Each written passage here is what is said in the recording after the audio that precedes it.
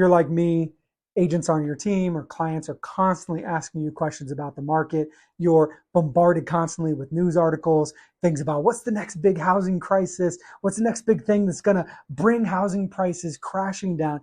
Everyone wants to predict the future, but I wonder if the next big housing crisis has nothing to do with prices falling at all.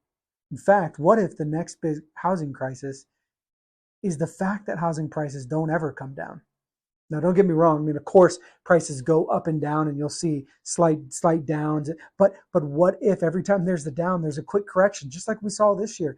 We saw the largest drop we've seen in a year in a long time last year in 2022, but yet gained all of that back and then some this year, right?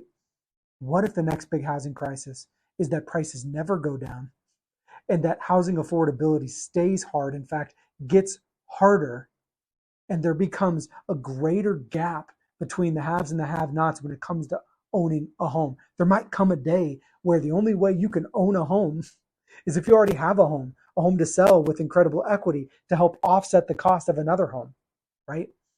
What if that's the next great housing crisis? I'm not saying it's definitely going to happen, but I think it's something we need to consider as agents. And even though housing affordability is really bad right now, we need to consider the reality that even though rates suck, and even though prices are high, we might be doing our clients a disservice if we don't encourage them to jump in now, because everything about inventory tells me that we don't have enough homes and won't have enough homes for a long time. And if that's the case, there's only one way for prices to go, but up. What can you do as a professional to make sure that you're doing right by your clients, doing right by your friends and family, making sure they understand this potential reality and this potential future?